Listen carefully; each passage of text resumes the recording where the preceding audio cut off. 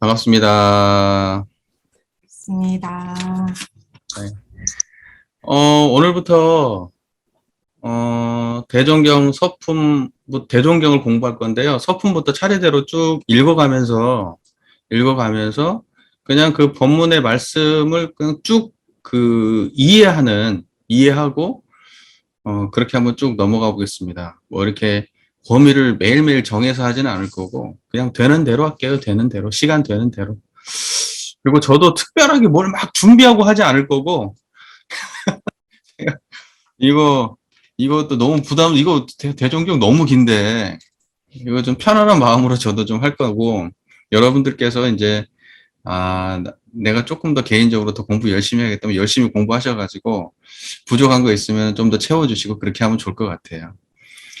자, 대종경이라고 하는 것은, 대종경은 대종사님의 법문 말씀을 모아놓은 거죠. 대종사님의 법문 말씀을 모아놓은 게 대종경이죠. 그러니까, 대종사님과 또 제자들의 대화, 예, 뭐 이제 이런 것들을 모아놓은 거죠. 그러니까 대종사님의 어록을 모아놓은 게 대종경이죠. 자, 그렇게 보면 되고요. 그 중에서도 이제 오늘 이제 들어갈 서품은 이제 이쪽에 그런 거예요. 그 정전으로 따지면 총서편 같은 그런 분위기의 그 품이라고 보시면 될 것 같아요. 총서편 같은 분위기인데, 서품은 이제 그거죠. 머릿말, 일종의 머릿말. 정전으로 따지면 총서편? 약간 요런 느낌? 예. 그렇고, 또 대종경이라고 하는 그 경전이라고, 대종경은 참 그 독특해요. 대종경은 어떠한 그 모든 주제가 다 망라되어 있는 경전이에요. 보통은 이제 불경들이 일반적으로는 그 주제가 하나의 주제 가지고 하나의 주제를 막 굉장히 다양하게 이제 표현하거든요. 예를 들면 뭐 금강경 그러면 금강 반야바라밀이 뭔지에 대한 설명이지 다 그 책이 뭐 화엄경 그러면 화엄 세계에 대한 막 이야기고 다 이제 이런 건데 대종경 그러면 대종경에는 오만 네 개 다 들어 있어. 다. 그래가지고 주제별로 이렇게 해가지고 딱 되어 있기 때문에 굉장히 그 뭐랄까 범위가 굉장히 범위가 세분화된 것부터 아주 폭넓은 것까지 모든 구체적인 어떤 삶의 적용부터 시작해서 아주 원리적인 부분까지가 총망라되어 있는 경전이에요. 예, 그러니까는 그 일반적인 불경하고 약간 좀 분위기 다르죠. 분위기 다르고 또 대종경은 정말 위대한 경전이에요. 대종경을 우리가 쉽게 생각하는데 그 앞으로 미래적 가치, 종교가 가져야 될 미래적 가치를 거의 담지했다고 저는 생각해요. 대종경에. 근데 우리의 해석이 많이 부족해. 예. 저는 그런 식으로 생각해요. 예를 들면 대종경에 나와 있는 본문 하나를 우리가 제대로 이해한다면 그 본문 하나를 가지고 경전 하나를 살만 붙이면 경전 하나가 나올 정도로 대종사님은 그 아주 그 훌륭한 그 본문 말씀을 모아놓은 그런 경전이다. 그러니까는 이게 정전은 원경이고 대종경은 통경이라고 말씀하셨는데 그 양면을 그 같이 볼 수 있는 우리의 안목이 필요해요. 그래서 기본적으로 정전은 이제 다 공부하시고 또 해가는 과정에 계시기 때문에 대종경도 같이 공부를 해야 된다는 필요성을 느꼈고 또 많은 분들이 이제 대종경을 이제 읽을 수 있는 좀 대종경을 보는데 조금 도움을 줄 수 있는 이제 길잡이도 또 필요할 것 같아서 편안하게 이렇게 좀 공부도 하고 영상도 찍어서 이걸 좀 올려보려고 합니다. 그래서 막 전문적인 무슨 학술적인 막 이런 건 아니고 그냥 우리 같이 평범하고 범상한 사람들 수준에서 본문을 읽고 그 본문에 대한 감상을 이렇게 전달하고 이해하고 그리고 실제 삶 속에서 어떻게 구현할지도 한번 얘기해보고 확대해서도 이해해보고 정전의 입장에서도 이해해보고 하는 그냥 편안한 이야기를 나눠보려고 하는 거예요. 그러니까 뭐 고민하지 마시고 받아 적을 것도 마시고 그냥 그 이야기하는 가운데 그냥 빠져서 쭉 듣다가 마음에 안 드는 거 있으면 체크했다가 또는 의문 나는 거 있으면 체크했다가 하고 싶은 얘기 있으면 체크했다가 이제 그 말미에 한 품 끝날 때마다 이제 잠깐 또 감상을 나누고 그 다음 품으로 넘어가는 방식으로 해서 이렇게 영상으로는 한 품씩 끊어서 제가 편집해서 올릴 거거든요. 예, 그러니까 그런 식으로 좀 진행을 해보도록 할게요. 예. 자, 서품 1장부터 볼게요. 서품 1장은, 이게 실제로 그럼 어디에 있는 본문 이쪽으로 옮겨왔을까? 보통은 이제 대종경 본문이 기존에 있었던, 수필되어 있었던 것이나 또는 이제 월말통신 월부 회보에 실렸던 본문들이 편집돼서 들어간 건데, 근데, 서품 1장은 사실은 어디에서 나왔는지 알 수 없어요. 이게 그러니까 이것은 지금 어떻게 보고 있냐면은 이것은 이제 뭐 정확히는 저도 모르는 얘기지만 이것은 뭐 옳다 이렇게 이야기하면 안 되고 이것을 편집하는 과정에서 삽입되었다 이제 이렇게 보는 거예요. 편집하는 과정에서 실제로 어디에 이제 있는 글이 어디에 공식적으로 있는 글이 딱 올라온 게 아니에요. 그러니까 대종사님이 이렇게 말씀하셨던 걸 대종사님이 딱딱딱 적었다가 어디다 써놨는데 누가 보고 여기다 옮겨놓은 게 아니에요. 또는 대종사님께서 당신이 깨달았을 때의 신경을 갖다가 이렇게 딱 읊었는데 누군가 옆에 있다가 그걸 받아 적은 것도 아니야. 근데 하나 확실한 건 뭐냐면 대종사님께서 이러한 패턴의 말씀을 많이 하신 거예요.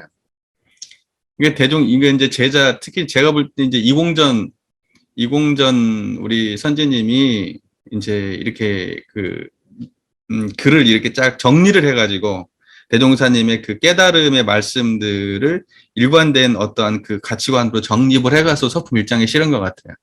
근데 그게 어찌되었든 서품 1장의 말씀은 너무 좋아.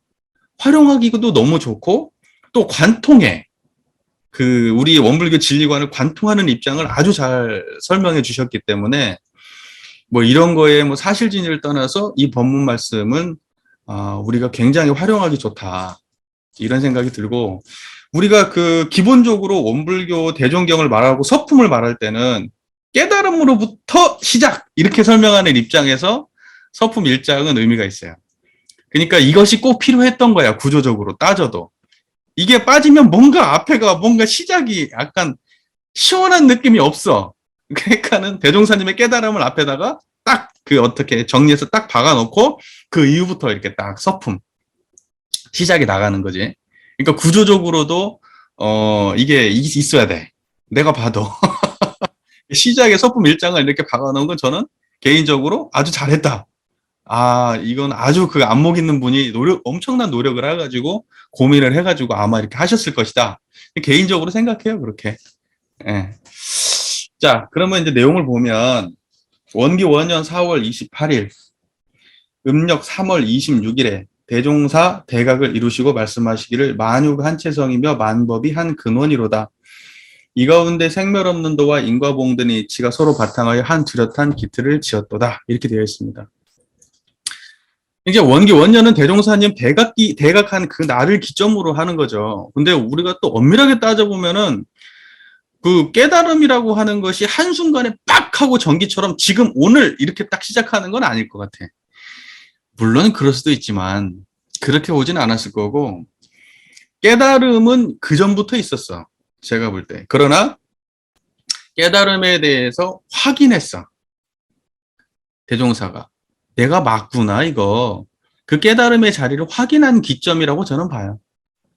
그러니까 대종사님께서 깨달음은 얻고 난 이후에 모든 경전들을 열람하시잖아요. 열람하시는 가운데 뭐라고 표현하시냐면 이 모든 말씀들이 예전에는 이해가 안 됐던 그 말들이 한 생각을 넘지 않았다. 이로써 대각을 이뤘다. 이렇게 말하거든. 그러니까 그 마음의 경지가 그전부터 없었던 게 아니라 그건 있어 왔는데 그 자리를 모든 성현들의 법문 말씀을 통해서 확인한 기연을 통해서 대종사는 대각을 이뤘다. 이렇게 표현했다고 저는 봐요. 개인적으로는. 그게 가장 합리적이고 실제적이지 않을까 저는 생각해요. 우리가 생각하는 마치 번개가 친 것처럼 한순간에 빡! 무에서 유가 빡! 이런 건 저는 생각 안 해요. 개인적으로. 여러분들도 마찬가지일 것 같아요. 한순간에 그렇게 되나? 쌓아와가지고 인과의 과정을 거쳐서 어느 한순간에, 이렇게 딱 되는 거지. 갑자기 한순간에 빡! 이런 건 없어요. 자, 보세요. 대종사 대각을 이뤘다 했을 때, 우리가 대각이라는 말에 대해서 여러 가지 이야기들을 하는데, 대부분은 뭐냐면 대각에 대해서 상상으로 알고 있어요. 상상. 대각이라는 거에 대해서 막연한 막 뭔가 있어. 그쵸? 그리고 이제 그 뒤에 나와 있는 그 이제 대각을 표현하시는 이제 말씀도 막연하게 그럴싸한 말이지. 하지만 우리는 어떻게 이해해야 되냐면 마음자리를 그대로 체험으로 이해를 해야 되겠죠. 그렇게 됐을 때는 우리는 그 대종사님의 대각이라는 게 잡히지 않는 어딘가에 막 그 우리가 상상할 수 없는 그 무엇이 아니라 정말로 우리가 손에 잡히는 그 깨달음이었다는 것을 우리가 인식해야 되거든. 그래야 대종사님의 대각이 우리 삶에 그대로 쓰이고 대종사님이 우리 삶에 영향을 미칠 거 아니에요. 대종사의 대각이 우리 삶의 관념으로만 남아버리면 우리 삶에 대종사님의 대각이 어떤 의미가 있을까? 우리 인류에? 구체적으로 대종사님의 대각이 우리 삶에 그대로 영향을 미칠 수 있게 만들어야 되지. 그거 아주 중요한 말 아닐까요? 그리고 이 자리는 왜 대각이라고 얘기하냐면 대각은 특별한 걸 깨치면 대각 아니에요. 특별한 노력을 통해서 특별한 걸 깨쳤다? 대각 아니에요. 대종사님은 어떤 걸 깨쳤냐? 우주만유의 본원이라고 하는 우주만유의 보편진리. 그 다음에 재불재성의 시민이라고 하는 모든 성자의 보편진리. 일체중생의 본성이라고 하는 모든 인류의 보편진리. 그러니까 원불교가 추구하는 깨달음이라고 하는 것은 특별한 게 아니라 보편 깨달음을 얻어요. 시공을 초월한 보편 깨달음. 그게 아니면 대각이 아니에요. 예를 들면 무슨 뭐 동물을 부릴 줄 안다. 무슨 까마귀가 하고 대화를 한다. 뭐 이런 거 깨달음 아니에요? 이런 거 깨달음 아니고 무슨 뭐 기적인 체험을 해가지고 무슨 단전을 통해서 뭐 길을 돌리고 무슨 백회가 열리고 이건 깨달음 아니에요? 그리고 무슨 뭐 눈을 감으면 막 그 미래가 보이고 막 과거가 보이고 막 예측을 하고 막 이러면 그 깨달음 아니에요? 대각 아니에요? 그런 거? 무슨 말인지 아시겠죠? 예. 그러니까 그런 식으로 대종사님의 깨달음을 상상하면 망상이에요. 망상 다. 그런 건 재주지 깨달음이 아니야. 재주지. 재주. 예. 재주지 깨달음이 아니에요. 길을 돌리고 하는 것도 재주지 깨달음이 아니에요. 무슨 말인지 이해가 되세요? 예. 제가 대각에 대해서 이제 이렇게 말씀드리는 이유는 우리가 대각을 막연하게 생각하기 때문에 그래요. 사실은 원불교에서 대각이라고 하는 것은 이런 쌍의 자리를 깨쳤을 때가 대각이지. 그러니까는 뭐냐면 이제 또는 이런 쌍을 깨쳐가지고 3대력의 완성을 이뤄서 출가의 이상의 도인이 되었을 때를 대각이다 이렇게 얘기할 수도 있어요. 그것이 이제 인격적으로 완성을 이루면 이제 정확하게 얘기하면 인격적으로 완성을 이뤘을 때가 대각이겠죠. 그러니까는 이제 대원정각 이렇게 얘기할 때 대원정사가 이룬 깨달음이 대원정각이다 이렇게 해석할 수 있어요. 예를 들면 해석을 그렇게 할 수 있다는 거예요. 그러니까는 이제 대원정사는 우리 따지면 대각열애이잖아요. 이제 그러면 대각이다 이렇게 풀 수 있는데 대종사님은 시작부터 대각이었죠. 대종사님 시작부터 대각이었고 그래서 사람들이 이제 갑자기 대각이 갑자기 이루어진 거냐 그런 식의 개념이 아니라는 걸 제가 얘기하고 싶은 거예요.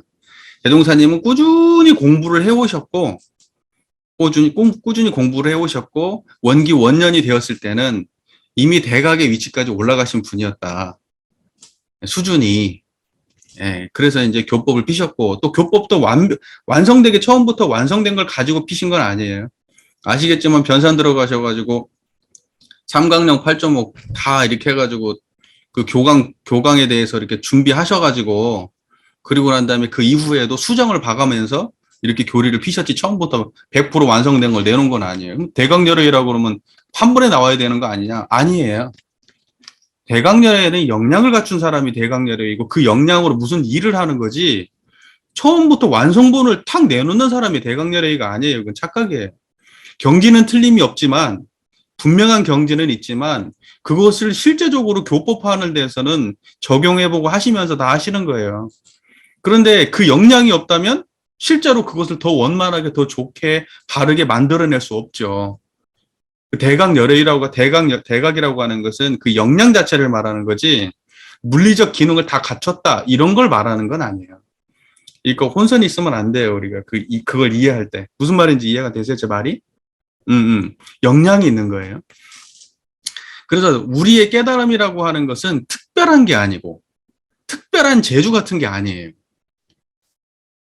일체 중생의 본성을 알았을 때, 재불재성의 시민을 알았을 때, 우주만유의 본원을 알았을 때를 대각이라고 하는 거예요.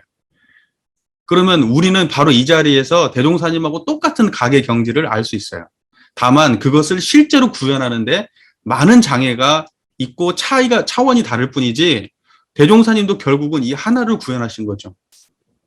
무슨 말인지 이해가 되시죠? 그러니까 도노의 차원에서의 대각의 문제는 단박에도 알 수가 있는 거지만, 점수의 차원에서의 대각은 굉장히 많은 노력과 시간이 필요하다. 지금 그 얘기를 하는 거예요. 그럼 우리는 여기에서 할 수 있는 건 뭐냐?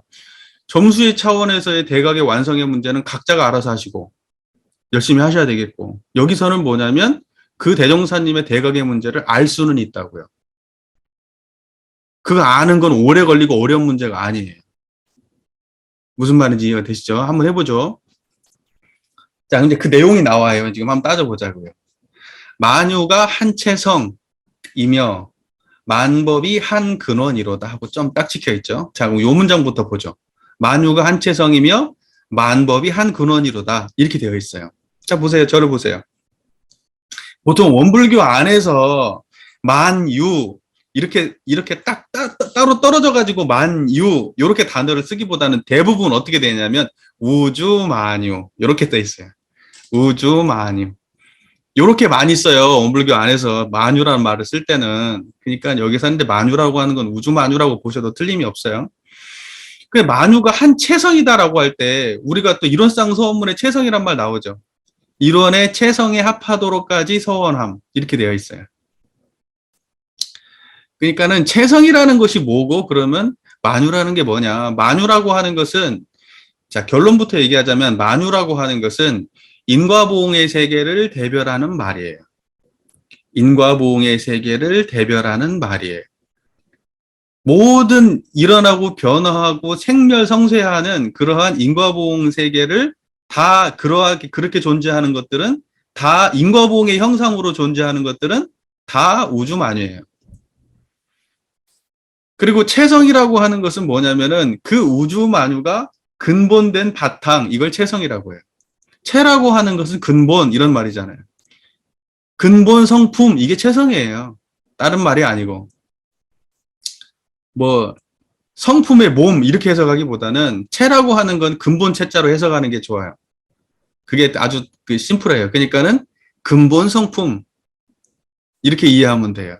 그러니까는 뭐냐면 우주만유가 하나의 근본 성품이다 이렇게 표현하는 거예요. 이해가 잘 되시죠? 자, 보세요. 저를 보세요. 저를 보세요. 저를 보세요. 뭘 적지 말고 뭘 이렇게 적어. 어차피 영상 다 올린다니까. 자, 우주만유가 다 하나의 근본 성품이, 그럼 이것은 어떤 말하고 비슷해요? 우주만유의 본원이요. 이 말하고 비슷하지 않아요? 그죠? 그러니까 뭐냐면 말은 조금씩 다른데 본질은 똑같은 말을 하고 있는 거예요. 그러면 이제 한번 따져보죠. 우주만유가 뭐가 있냐? 여기 이제 제가 핫초코를 마셨는데 숟가락이 있어. 자에게 숟가락이 있어. 숟가락 우주만유 아니야? 우주만유죠. 우주만유예요. 자, 우주만유가 한체성이지 않나요? 이 바탕에서 드러나 있지 않나요? 그러니까 뭐냐면 이런 거예요. 우주만유가 한체성과 분리되어 있는 우주만유는 있어요, 없어요? 이 바탕, 그러니까 뭐냐면 이 하나의 근본 바탕에서 벗어나 있는 한체성, 우주만유는 원래부터 존재하질 않아요. 모든 형상들은 이 마음 바탕의 자리에 근본돼서 함께 존재해요. 그러니까 제가 숟가락을 딱 들면 이 숟가락은 여러분의 한체성에 들어와 있지 않아요? 이게 청정한 그 마음 바탕에서 들어와 있지 않아요? 이거 보는 자리와 이거 같이 드러나 있죠? 이거 한체성이잖아요. 그러니까 이게 우주만유가 한체성이에요, 이게.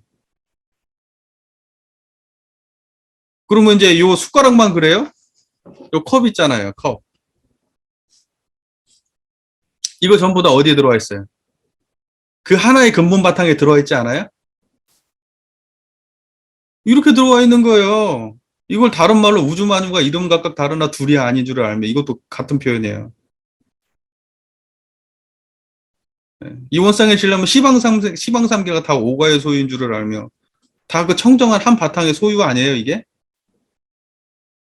자, 그걸 감각적으로 이해하셔야 돼요. 체험적으로 이해하셔야 돼요. 뭐 머릿속으로 막 짱돌 굴리면 안 돼. 그러면 생각을 하지 말고 가만히 봐봐요. 청정한 마음자리에서 이거 두 개 드러나 있지 않아요? 이렇게? 네. 이게 우주만유가 한체성이에요. 체성이 한 근본 바탕의 성품에서 우주만유가 이렇게 같이 드러나 있는 형태를 우주만유가 한체성이며 이렇게 말한 거예요. 그러니까 대종사 입장에서는 뭐냐면 하늘을 봐도 한체성이, 땅을 봐도 한체성이고, 동포를 봐도 한체성이고, 부모를 봐도 한체성이고, 법률을 봐도 한체성이고, 시비애를 봐도 한체성이고, 감정이 일어나고 사라져도 한체성이고, 과거를 생각하고 미래를 생각해도 한체성이고.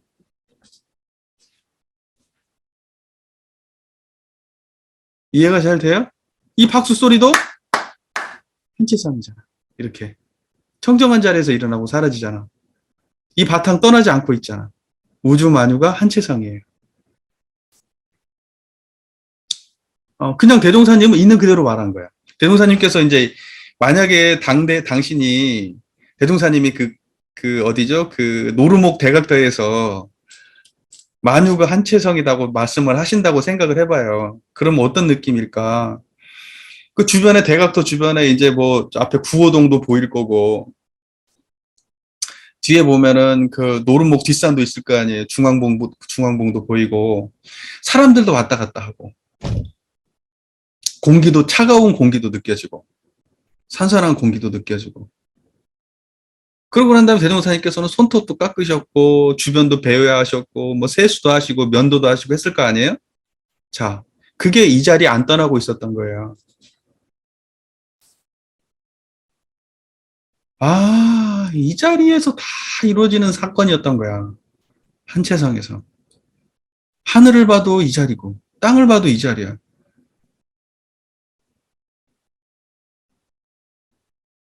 자, 그래서 이게 만유가 한채성이며 그 다음에 만법이 한 근원이로다 이렇게 설명하잖아요. 자, 이렇게 만법과 만유가 본질적으로 다른 말이냐? 사실은 만유나 만법이나 본질적으로 똑같은 말이에요. 똑같은 말인데 저는 약간 다른 해석을 주려고 구분해서 설명을 할게요. 본질적으로 똑같은 말이에요. 만법이나 만유나 같은 말이에요. 보통 우리가 법이라고 이야기할 때 그 법은 현상을 말하는 거예요. 현상. 모든 현상을 법이라 그래요. 들으면 듣는 현상, 보면 보는 현상, 냄새 맡으면 냄새 맡는 현상, 생각하면 생각하는 현상, 감정 일어나면 감정 일어나는 현상. 그 모든 현상을 법이라고 말해요. 그러니까 우리는 법을 떠나서 살아본 적이 없어요. 안 보고 살은 적이 없고, 안 듣고 살은 적이 없고, 안 먹고 살은 적이 없고, 안 만나고 살은 적 없잖아. 여러분들. 그러니까 우리는 만법 속에 살아. 이미. 그걸 다 원래 생멸하는 모든 경계를 다 만법이라 그래요. 존재를. 자, 그렇기 때문에 만유나 만법이나 본질적으로 다른 말은 아니에요. 다 인과보응의 세상이야. 근데 제가 구분할게요. 의도적으로. 교법적으로 조금 이렇게 의미부여를 달리 하고 싶어서. 그러면 만유가 한체성이요. 이 말은 뭐냐면 이것은 우주만유의 본원이요 하고 맥락이 같다라고 우리가 해석을 해보자고. 그리고 만법이 한근원이요. 이 말은 재불재성의 시민이라고 한번 해석해 보자고. 만법인데 그걸 깨달음에 국한해 보자고. 성자들의 말씀, 성자들의 가르침으로 국한해 보자고. 또 모든 중생, 모든 범부 중생들의 심신작용에 국한해 보자고. 무슨 말인지 아시겠죠? 만유도 다 포함되고 만법도 다 포함되는 말이지만 구분해서 한번 해보자고. 그러면은 모든 성자들의 깨달으신 그 자리가 전부 다 어디에 근원되어 있어요? 이 한 자리 청정한 지금 제 얘기를 듣고 있는 그 자리에 근원돼 있을 거 아니에요. 이 자리 떠나서 성자들이 말씀을 한마디나 하셨을까? 성자들이 이 자리 떠나서 밥 한 그릇을 먹었을까? 금강반야바라밀경 처음 시작할 때 석가모니 부처님이 제자들하고 사위국, 기수국, 고도원에 가셔가지고 뭐 하시죠? 탁발을 하셔가지고 앉아가지고 그걸 공양을 드시고 발도 씻고 해가지고 법문을 청하고 법문을 딱 이제 설하시려고 앉잖아요. 금강반야바라밀경 첫 번째 시작할 때 반야심경 아니 그 이제 금강경 시작할 때 그렇게 딱 하잖아요. 그럼 그때 그 모든 것은 어디에서 이루어졌어요? 소리 듣는 자리 아니에요? 여기 떠나서 그 부처님이 모든 행위가 있었을까? 그래서 보통 금강경 1장에서 금강반야바라밀의 법문이 끝났다 이렇게 말을 해요. 그냥 그분의 모든 행위를 보여줘. 그게 다야. 그 의도를 알겠죠. 의미를. 그러니까 제가 얘기하고 싶은 건 그거예요. 모든 성자들의 깨달음은 다 여기서 나와. 그분의 삶도 여기서 나와. 그분의 판단, 감정, 모든 게 인생이 다 여기서 나와. 자, 그게 만법의 한 근원이라는 거예요. 대종사님만 그런 게 아니라 모든 성자가 다. 이해가 잘 되십니까? 그리고 모든 인류가 삶이 전부 다 제각각의 가치관으로 살아가고 시공을 초월해서 다 같은 다른 가치관으로 살아가는데 그게 어디를 안 떠나고 이루어지고 있어요. 이 한 근원의 자리를 안 떠나고 이루어지고 있잖아. 청정한 이 자리. 이해가 잘 되십니까? 그러니까 만법이 한 근원이고 만유가 한체성이고 만법이 한 근원이라는 얘기는 본질적으로 같은 말이죠. 같은 말이지만 제가 구분해서 설명을 해본 거예요. 자, 여기까지 이해가 잘 됐습니까? 그러니까는 이제 이걸 따라하시는 또 선사가 나중에 있어. 금강경에 나와 있는 이 부처님이 이제 딱 탁발을 해가지고 앉아가지고 딱 해가지고 법문을 다 끝낸 거야. 그러니까 이걸 흉내내. 어떤 내가 그 스님 이름은 기억은 안 나는데 그 스님이 법당에 들어와. 법당에 쭉 들어와가지고 딱 앉아가지고 첫 마디가 이래. 내가 지금 여기 딱 들어와가지고 여기 앉는 이 순간에 법문 다 했다. 이렇게 말해. 이 금강경 흉내내는 거야. 이게. 무슨 말인지 아시겠어요? 제가 지금 이렇게 말하는 거야. 여러분들한테. 제가요, 여기 와가지고 이 줌을 켜고 여러분들 기다리는 이 순간에 모든 본문이 이미 다 끝났습니다. 이렇게 설명하면 알아들어요? 알아들으시지, 이제 무슨 말인지. 내가 뭔 얘기를 하고 싶은지 바로 아시잖아. 그 마음 당체를. 내가 이걸 준비할 때도 그 마음으로 했고, 내가 지금 여기 앉아가지고 여러분들하고 이렇게 얼굴을 대면하고 있는 이 순간에도 그 마음을 안 떠나고 있어. 모든 부처님의 설법은 다 이 자리를 설하는 것이고, 여기 떠나서 없기 때문에 이미 내가 마음의 실상을 내 행위로 다 보여주고 있는 거예요. 금강경이 그런 거란 말이에요. 금강경 1장이. 그러니까 우리가 이러한 관점으로 대종경을 읽을 필요가 있는 거예요. 내가 제일 아쉽게 생각하는 건 뭐냐면 대종사님께서 어떤 말씀을 하시면 말씀만 쫓아가. 말씀을 하면 말씀을 쫓아간다니까? 근데 대종사께서 그 말씀을 어디에서 하셨다는 얘기야, 도대체. 왜 대종사님의 행위는 금강경의 관점으로 보질 않아? 대종사를 대강열애로 봤으면 대종사께서 오늘 아침에 일어나가지고 저기 뭐죠? 저 어딥니까? 대각전에 가셔서 제자들을 쓱 들러보시고 법문을 설하기 시작하셨다. 그러면 여기에서 이론상 법문이 끝나야지. 왜 대종사님의 경지를 볼 생각을 안 해?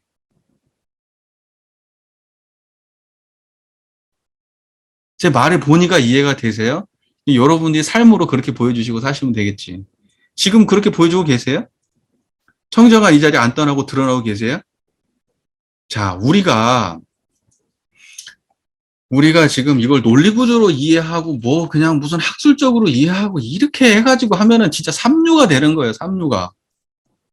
여러분도 삶 속에서 드러나지 않으면 그냥 삼류예요, 삼류. 지금 드러나 있어야지.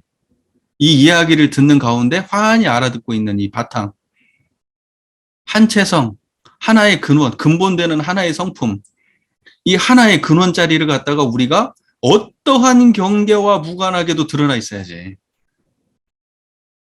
중요한 얘기죠. 그러니까 앞으로 제발 부탁인데 대종사께서 무슨 말씀하시면 말끝만 쫓아가지 말고 그것도 하지 말란 얘기가 아니라 당연히 그 깊이 연마하고 해야 되지만 대종사께서 그 법문 말씀이 어디에 근본돼서 그 말씀을 하셨는지 대종사님의 입장에 들 생각을 해야 된다고. 대종사님은 철저하게 이론상의 자리를 여의지 않고 육군을 동작하시는 분이에요. 그러니까 그 입장에 대해서 대종사님의 말씀을 연마하지 않으면 우리는 대종사님의 말씀을 옳게 이해할 수 없어요.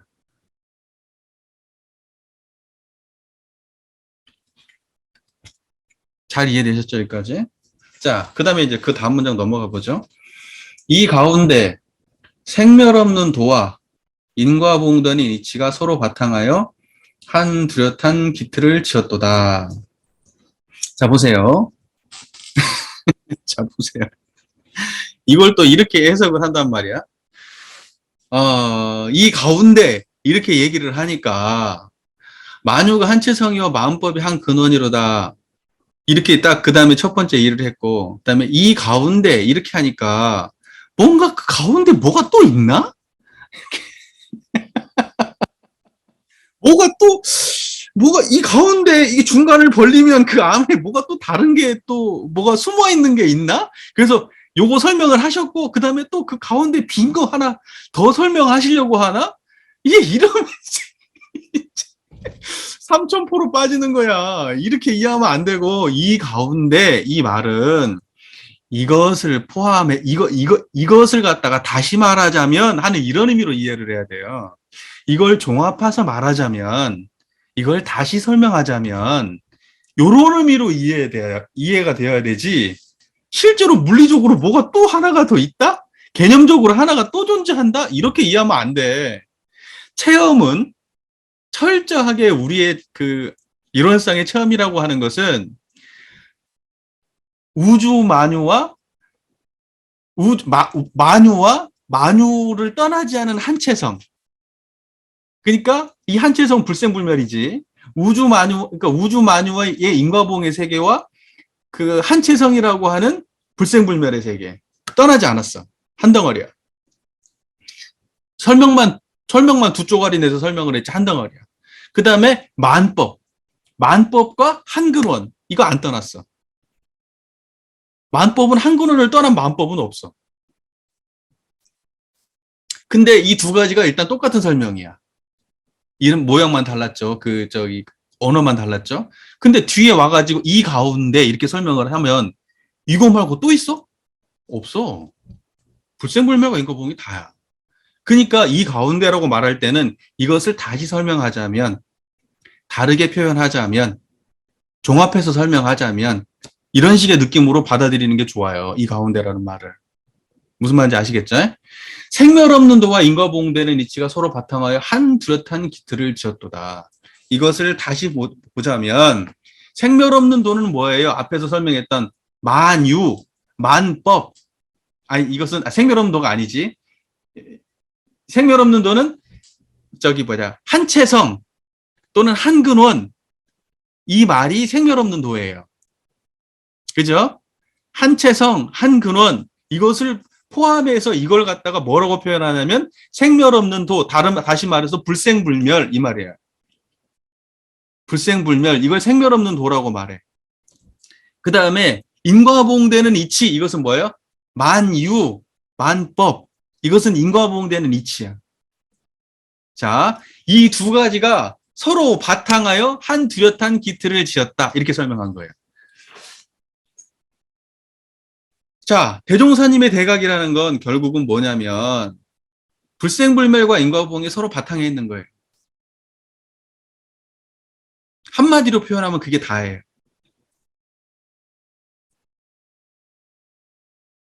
나머지는 이걸 알고 양성하고 사용하는 거예요.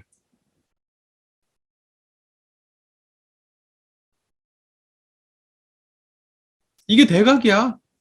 깔끔하잖아요. 자, 그래서 대종사께서 그래서 대각의 정의를 우리가 사람들한테 이야기를 할 때 대종사님께서 대각했다 말하는데 대각이 뭐예요?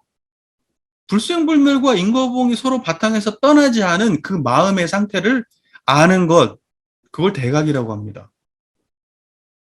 이렇게 설명하면 돼요. 그걸로 우리는 원불교에서는 불생불멸과 인과보응이 서로 바탕하여 하나로 뚜렷한 기틀을 지었다.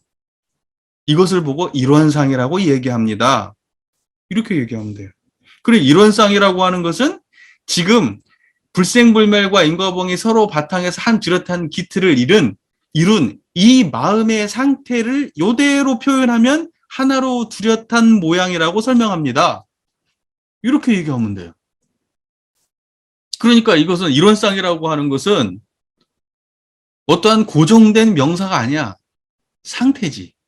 어찌 보면 동사야. 동사에 가까운 말이야.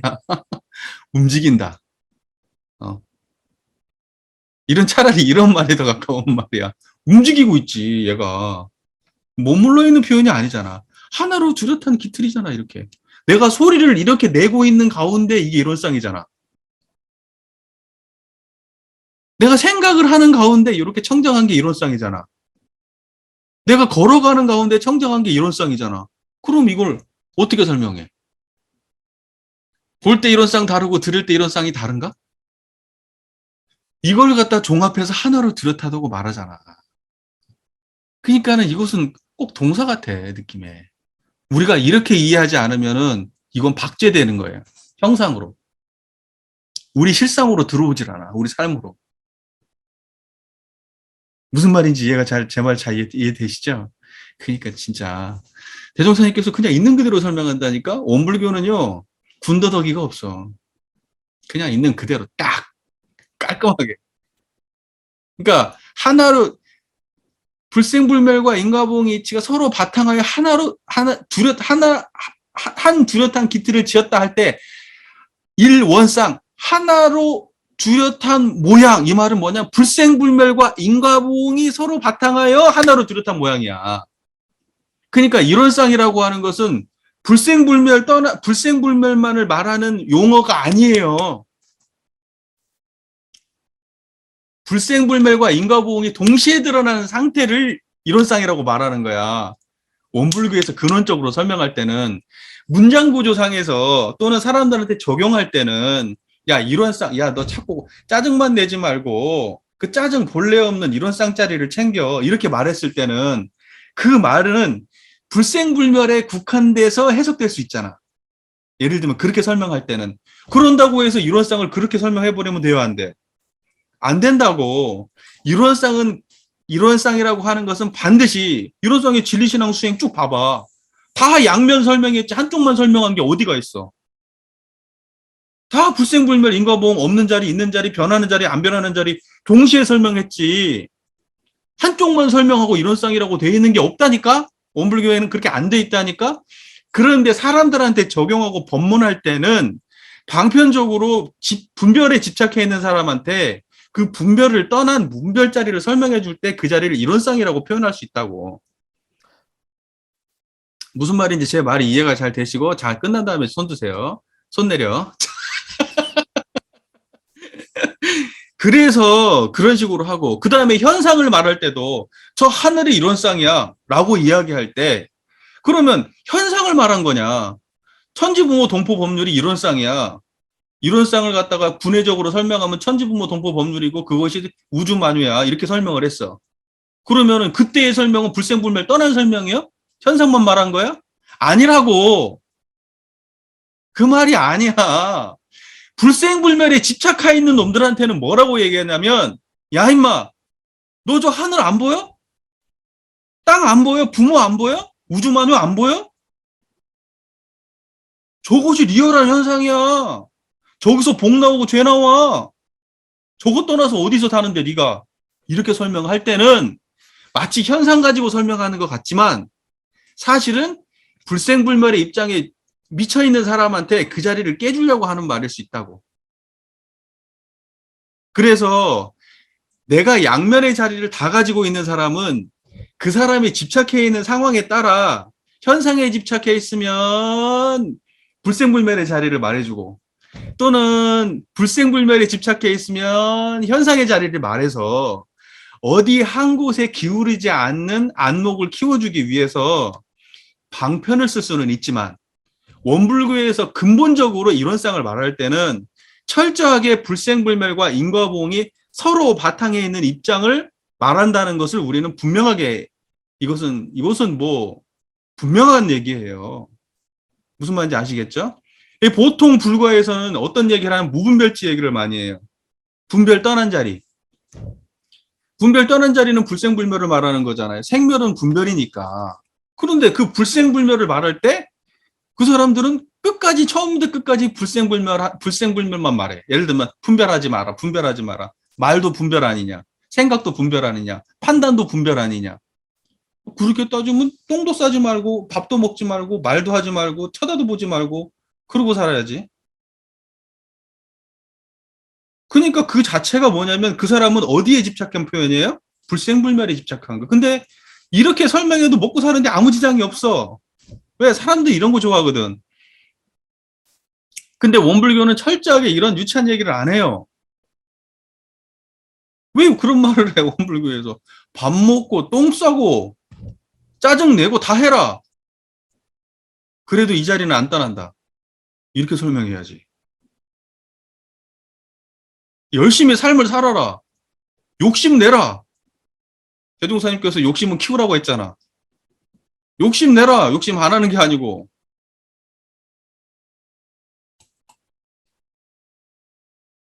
그게 원불교예요. 왜냐면 원불교는 불생불멸 떠난 인과가 없고 인과 떠난 불생불멸이 없거든. 철저하게. 자, 이제 그 서품 1장에 대해서 대종사님이 원년에 대각을 하신 그 과정에 대해서 한순간에 벼락처럼 깨달음이 오신 게 아니라 대종사님의 구도 과정 속에서 깨달음은 계속 이어져 있었고 그 깨달음을 자기 스스로 증명하진 못했어. 내가 깨달았는지 안 깨달았는지 그걸 어떻게 알겠어. 그랬는데 성자들의 경전들을 쫙 보는 과정에서 당신의 깨달은 자리를 넘지 않는 걸 확인을 해요. 서품에 분명히 우리 교사에 나오는 얘기니까 그것까지 읽을 필요는 없겠죠. 한번 읽어보시면 바로 알 수 있어요. 그렇게 대종사님은 당신의 깨달음을 확인하는 과정이 있었던 거야. 그 이후에 당신이 스스로 대각을 이뤘구나라고 자기를 알게 되는 거예요. 그러지 깨달음이 없었던 게 아니야. 무슨 말인지 이해됐죠? 그 깨달음이 있어 왔지만 그걸 확인하는 과정이 필요했었고 확인해서 딱 끝낸 거예요. 이제 확실하다. 이렇게 정리가 끝난 거예요. 그러니까 그 기점을 원기 원년이라고 보신 거예요. 그리고 대종사님의 대각이라고 하는 것은 보편진리지 특수한 깨달음이 아니라는 사실을 자각해야 된다. 그러니까 좌선하면서 자꾸 기돌리면서 깨달음을 얻으려고 생각하면 이런 짓은 안 해야 되는 거예요. 원불교에서. 어디에도 나오지 않은 짓을 왜 그걸 하고 있냐고. 무슨 자꾸 길을 돌리고 정말 진짜 이런 유치한 짓을 언제까지 우리가 용인을 해야 될지를 내가 모르겠어요. 정말로 진짜. 승지 같아서는 초정박사를 내고 싶어요. 진짜. 이런 얘기 하시는 분들 앞에 달려가가지고 뭐 하는 짓이야 이게. 그러니까 특별한 어떠한 체험적인 거 가지고 체험은 태산처럼 쌓아놔도 체험이에요. 체험은 태산처럼 쌓아놔도 수십 년, 수억 년, 수도 없는 사람 걸 다 쌓아놔도 체험은 체험이야. 그 체험은 생멸하는 거라고. 그러지 깨달음이 아니야. 그렇게 그것은 마치 맛없는 안 먹어본 음식 먹어봤을 때 그거 맛있더라 하는 거하고 조금도 다르지 않은 그냥 그거하고 아무렇지 다르지 않은 그냥 체험이에요. 사람마다 다 다른 보편성이 없는 체험이란 말이에요. 그걸 어떻게 깨달음이라고 얘기하냐고. 정신 차려야 됩니다. 대종사님의 대각은 그런 게 아니야. 우주만유의 본은 재불재성의 시민 일체 중생의 본성의 깨달음을 대각이라고 얘기한 거예요. 그리고 그 자리는 지금 불생불멸과 인과보응이 서로 바탕에 있는 이 이론상의 자리, 이거 떠난 말씀이 아니에요. 이 자리를 말해요. 대종사님의 대각은 이미 수행 과정에서 그 수도 없이 당신의 그 수행 과정을 통해서 그 체험적 완성까지 이루어지신 분이기 때문에 확인하면서 바로 대각이 되신 거고, 우리는 대종사님이 가까웠던 20년, 정말 피땀 흘리는 20년의 시간 이상을 대종사님보다 근기도 낮은 우리가 공부를 더 이상 하지 않으면 그런 경지가 오지 않아요. 무슨 말인지 제 말 이해가 잘 되시죠? 예, 그런 관점으로 보시면 좋겠어요. 자, 이렇게 서품 1장은 정리를 좀 하도록 하겠습니다. 자, 이제 뭐 각자가 이제 한 분씩 제가 이렇게 얘기하면 이제 없으면은 넘어가시고 있으면은 이렇게 또 자연스럽게 저 추가로 하고 싶은 말이나 질문 있으면 바로바로 해주시면 좋을 것 같아요. 우주만유의 본원, 재불재성의 시민, 일체중생의 본성을 말할 때 이 본문의 느낌이 딱 들어보면 이것은 인과봉의 차원이 아니라 불생불멸의 차원에서의 불생불멸을 연상하게 하는 본문이 아니냐. 그러니까 불생불멸과 인과봉이 서로 바탕에 있다는 이론상이라고 하는 것이 과연 이거하고 이렇게 딱 매칭이 안 되는 느낌이 있다. 이 본문과 이렇게 비교하면 이런 말씀이잖아요. 자, 보세요. 근데 실제로 우리의 체험을 놓고 한번 확인해 보죠. 우리가 불생불멸의 자리를 알았어. 자, 인과봉 떠나서 있어요? 중생이 온갖 십이이해 속에 살고 생로병사의 경계 속에 살고 희로애락의 경계 속에 살아가는데 그 경계 속에서 청정하게 이렇게 드러날 거 아니야. 그 경계 떠나서 없을 거 아니야. 부처님도 마찬가지일 거고 부처님도 식사하시고 밥 먹고 다 하실 거 아니야. 모든 성자들도. 그리고 우주만유의 본원이라는 건 우주만유의 현상을 떠나서 있나? 그래서 우리가 성품이라고 말할 때도 그 성품도 우리 입장에서는 항상 이렇게 설명을 해. 성품 그러면 작은 차원에서 성품을 말해. 작은 차원. 작은 차원은 불생불멸 관점으로만 말하는 거야. 공, 없다, 뭐 이런 거. 그러니까 이런 건 작은 차원에서의 성품이야. 근데 정산정사 본문 나중에 이제 공부해보면 알겠지만 표현이 대성 이런 표현이 있어요. 대성. 큰 성품. 큰 성품의 차원에서는 불생불멸과 인과보응이 바탕에 있어야 큰 성품이에요. 그러니까 원불교에서 추구하는 성품은 어떤 거냐면 성품 그러면 불생불멸에 국한된 용어로 이해해버리면 이것은 불가에서도 소승적 해석이에요. 소승적 해석이고 성품 그것을 갖다가 인과보응과 불생불멸이 바탕에 있다. 절대 떨어져 있지 않다. 현상이 진리다. 그러니까 색즉시공, 색이 공이다. 철저하게 이 관점으로 번뇌가 몰이다. 철저하게 이 관점으로 우리 교리를 해석하지 않으면 그러면 그것은 뭐 대종사님 입장은 아니지. 그러니까는 우리가 우리 안에서 확인되고 있는 일체 중생의 본성도 결국은 불생불멸과 인과보응이 바탕에 있는 이런상의 자리다. 이렇게 해석해야 대종사님의 입장하고 부합하죠. 그러나 우리가 초보로 처음에 이걸 전혀 성품에 대한 개념적 이해도 안 잡힌 사람한테 그렇게 설명을 해버리면 너무 이게 어렵잖아. 이게 이해가 잘 안 되니까 방편으로는 시작 단계에서는 불생불멸 중심으로 성품을 설명하는 것도 나쁘지 않다고 말해요. 그건 나쁘지 않은데 결과적으로 거기서 끝나면 안 된다는 얘기지. 결국은 실제 체험은 그렇게 안 돼 있으니까. 실제 체험은 대종사님 말씀대로 그냥 불생불멸과 인과보응이 바탕에 있어. 이렇게. 이 소리 떠나서 공이 없어. 이 생각 떠나서 공이 없고 요란하고 어리석고 그런 거 떠나서 자성의 정에게는 없어. 그렇게 해석을 하지 않으면 대종사님의 교법 반쪽짜리지 그게. 근데 우리가 정말 안타까운 건 대종사님께서는 양면을 다 두루 밝혀주셨는데 우리는 불생불멸도 못 봐.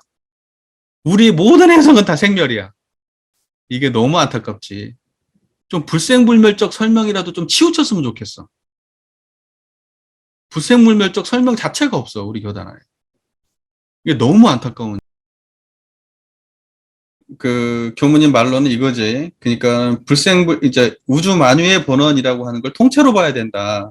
우주 만유와 본원을 구분해서 하지 말고 우주 만유와 우주 만유의 본원을 통째로 보면은 그 문제가 해결되지 않겠냐. 개념 정리를. 네, 좋습니다. 재불재성의 시민도 그렇게 볼 수 있고 그다음에 일체 중생의 본성도 그렇게 볼 수 있겠네. 모든 중생심과 중생심의 바탕이 함께 드러나 있고 모든 성자들의 깨달음과 그 말씀과 그 근원이 함께 드러나 있고 모든 현상이 우주만유의 현상과 현상의 본원은 항상 함께 드러나 있다. 이렇게 해석하는 것도 좋은 해석이라고 생각이 듭니다. 이제 수심결에서 등장하는 이제 그 대화잖아요. 이제 보림 공부를 어떻게 합니까? 그러니까 이제 보림 공부에 대한 설명을 하는데 보림은 어떻게 하냐 이렇게 물었는데 답을 하기를 한 티끌이 눈에 들어가니까 허공꽃이 요란하다 이렇게 답을 해요.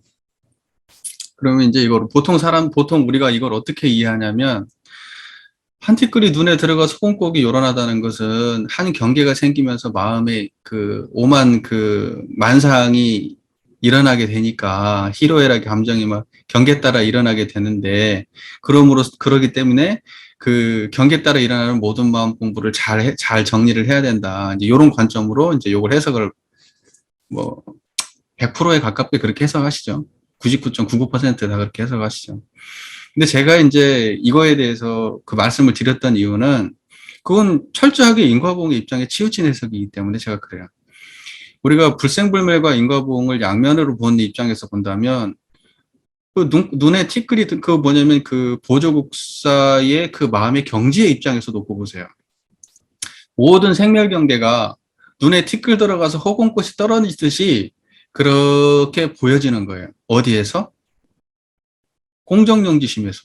수심결의 표현으로 따지면 공정영지심에서 그 참 우려 따지면 이 일원상의 청정한 마음 바탕에서 허공꽃이 떨어지고 있는 걸 그대로 표현하고 있는 거예요. 그러니까 이 수심결에서 이야기하는 보림의 문제는 허공꽃이 떨어지는 그것을 갖다가 어떻게 거기에 의미가 있는 게 아니고 허공꽃이 저렇게 떨어지는 것을 환희하는 청정한 마음의 바탕을 허공꽃이 떨어질 때 유지하라 라는 말로 해석을 해야 된다는 얘기예요. 무슨 말인지 아시겠죠? 그러니까 허공꽃의 관점을 갖지 말고 허공꽃을 드러내는 바탕에 초점이 더 있어야 그게 보림이 된단 말이에요. 그 말의 의도가. 그래서 우리가 보통 보면은 이렇게 말을 해요. 일반적으로 선가에서도 부처가 무엇입니까? 그러면 뜰 앞에 잣나무니라 이렇게 얘기해.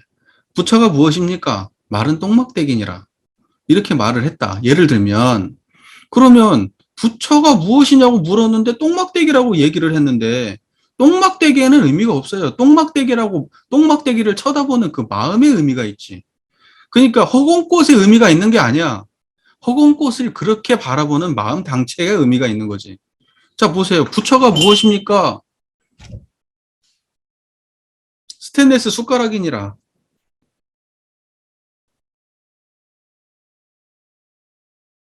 아시겠어요? 이 얘기 한 거예요. 이 숟가락 볼 때 바로 당처 드러나잖아요. 그러니까 보림을 어떻게 합니까? 허공꽃이 요란하게 떨어지네. 번뇌가 생기니까 허공꽃이 눈 안에 티끌 들어가니까 허공꽃이 요란하더라. 그 말은 요렇게 숟갈 보여주는 거하고 똑같은 거예요. 그러니까 거기에서 허공꽃의 의미가 없다고요.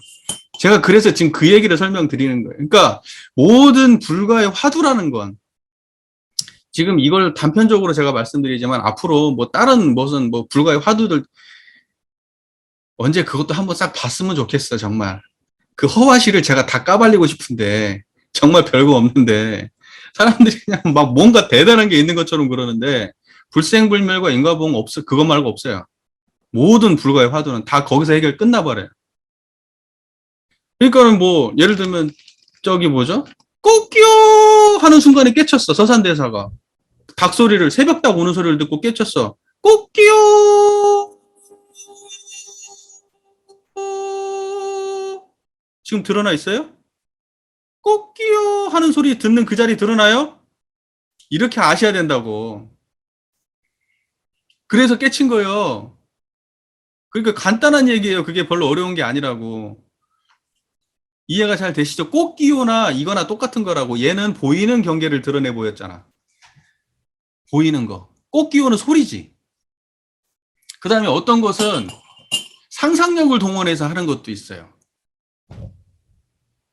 상상력을 동원해서. 예를 들면은 저기 이제 매미가 알을 낳았어.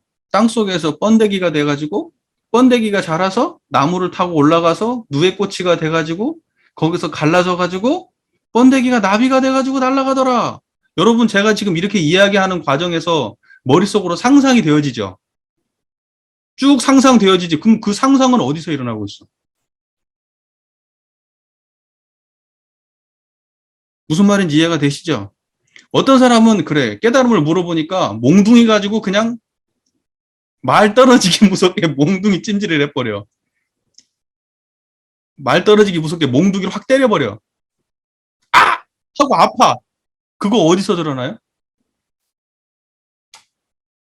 그렇게 깨달음을 알려주는 거예요. 그러니까는 뭐냐면 우리의 경험을 그대로 일러주는데 그 경험 떠나서 깨달음이 없기 때문에 그 강렬한 경험을 하나를 딱 심어주면서 거기에 마음이 딱 머무를 때 그때가 바로 깨달음의 경지예요. 다른 게 없어. 그래서 항상 말하는 거예요. 잡념이 없는 상태가 깨달음의 상태다. 그거 말고 다른 게 없다. 이거예요. 그 정산종사 본문에 분명히 그렇게 명시되어 있어요. 일원쌍, 가로 열고, 망상 없는 곳, 가로 닫고. 망상이 없으면 바로 그 마음 당처가 일원쌍이에요. 그렇게 명쾌하게 말씀하신단 말이에요. 그러니까는 모든 화두를 풀 때 말 따라가면 돼요, 안 돼요? 말 따라가면 안 돼요. 매미가 맴 운다. 불법이 뭡니까? 매미가 맴 운다. 알겠어요? 뭔 말인지 알겠지? 그렇게 알아야 돼. 그 말이야. 뭐 다른 게 있어. 그래서 불법을 부는 사람은 그러잖아요. 까마귀 우는 소리를 듣느냐? 그 수신결에 나오잖아. 까마귀 우는 소리를 듣느냐? 네. 그게 깨달음이에요. 원불교도 그거 말고 없어. 감정 가지고 해볼까? 요란하고 어리석고 그러지? 너 지금 화나지? 짜증나지? 네. 화가 엄청납니다. 깨달았네. 화나는 그 자리가 어디서 일어나는데? 요란하고 어리석고 그런 그 자리가 어디에서 그 마음이 일어나고 사라지는데? 우리는 현상만 보지 바탕을 안 볼 생각을 안 해. 그게 문제야, 항상. 그러니까 마음 보라고 하면서 마음의 생멸만 말해, 항상. 생멸하는 마음만. 이렇게 하고 저렇게 하고 이렇게 하고 저렇게 하고 이렇게 하면 좋고 저렇게 하면 안 좋고 내 생각은 이렇고 저 사람 생각은 어떻고 이런 얘기만 맨날 해. 그거 어디서 일어나냐고. 그거 일어나기 전 것은 어디 있냐고 도대체. 그러니까는 항상 근원 없는 공부를 하는 거예요. 그렇게 공부하면 수십 년을 한들 무슨 공부가 되겠어요? 일반 사람도 다 하고 사는 거지, 그거. 초딩도 자기 마음 화나고 짜증난 건 다 알아. 우리 애도 다 알아, 그 정도는. 최근에 우리 딸이 그걸, 저기 뭐죠? 이제 그 살이 많이 쪄가지고 그 성조숙증 문제 때문에 주사 맞으러 다니는데 얘가 먹는 걸 너무 좋아해. 그러니까 살 빼라고, 그 이제 의사 선생님이 그냥 가면은 이거 더 찌면 안 되는데 이거 지금 안 된다고 막 얘기하고 인스턴트 절대 먹이면 안 된다고 하고 조절해야 된다고 하고 그렇게 얘기를 해요. 제가 그래서 딸한테도 강력하게 이야기를 했어. 그래서 제가 뭐라고 얘기했냐면 이제 딸한테 이제 얘가 이제 하도 먹는 걸 좋아하니까 내가 이제 짜증을 냈어, 우리 딸한테. 그랬는데 딸이 이제 삐졌어. 근데 내가 마음에 짠해서 불러서 앉혔어. 그리고 내가 이렇게 말을 했어요. 먹고 싶은 마음에도 끌려가지 말고, 먹기 싫은 마음에도 끌려가지 않는 마음 알 것 같아? 마음이 어떤 상태, 먹고 싶은 걸 가만히 바라봐봐. 그리고 그걸로 끝낼 수 있어?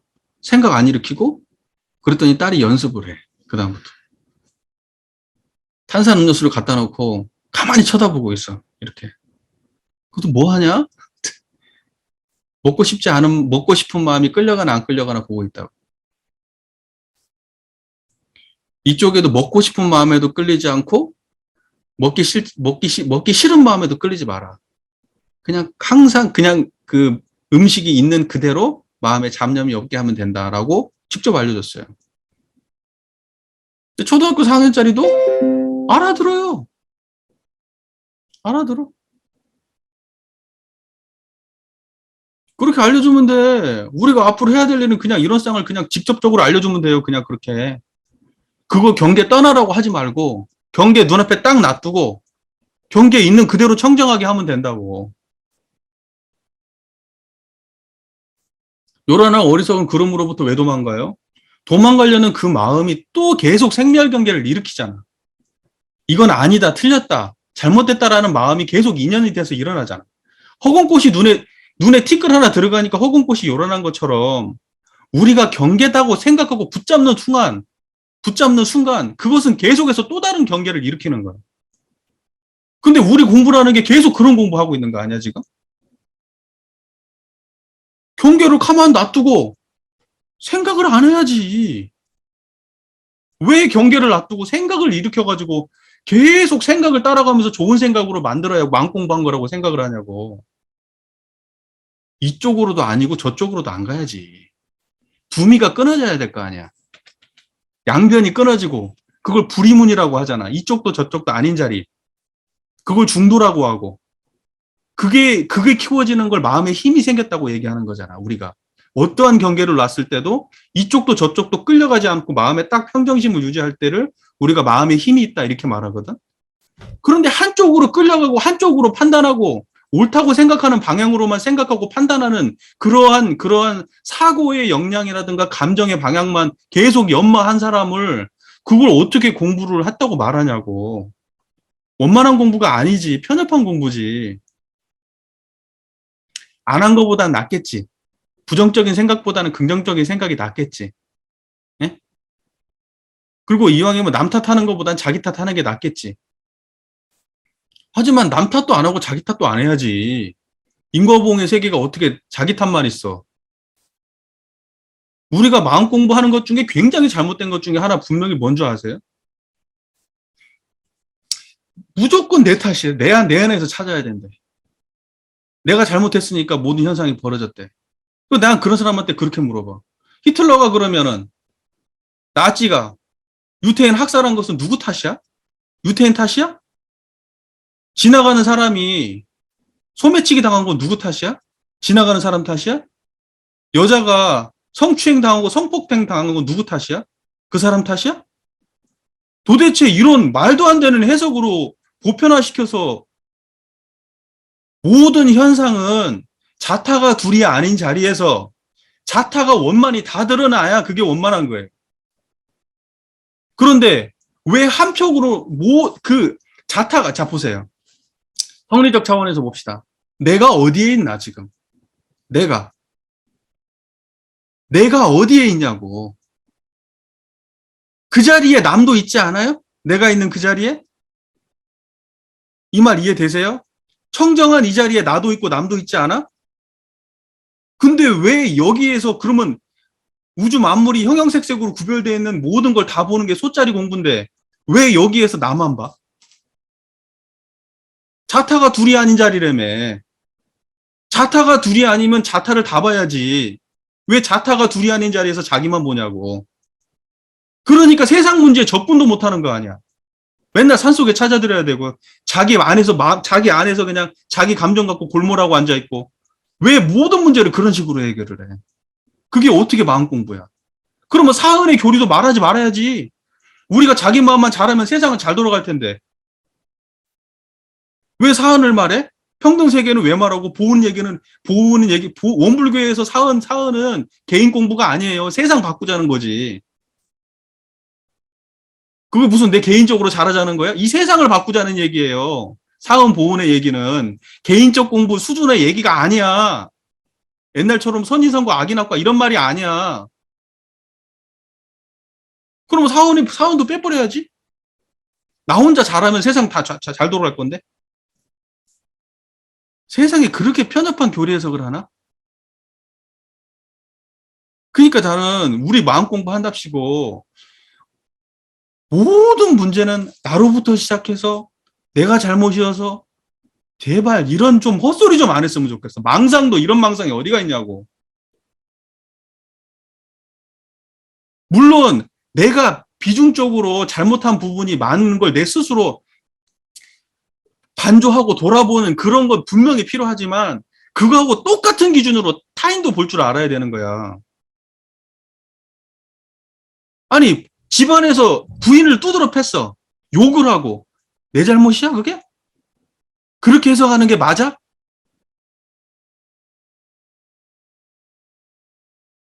아, 정말 나는 진짜 우리 교단에서 그 교리 모든 것을 나의 문제에서 찾고 그냥 모든 어디서 발생하는 모든 고락의 문제는 다 내가 원인이라고 하고 이렇게 말하는 그 태도는 정말 진짜 좀 빨리 벗어났으면 좋겠어. 왜 모두 각자를 전부 다 죄인 만드냐. 그게 그 합리적이야? 그리고 그게 이해가 돼? 그렇게 받아들이면 수월해? 갑자기 내가 승질이 나서 좀 미안해요. 하도 공부 꽤나 가르치고 안다는 사람들이 꼭 해석을 하는 그 공부라는 게 모든 걸 자기 문제에서 찾는다 그런 아름다운 얘기를 하시는데 세상이 어디 그렇게 돌아가냐고.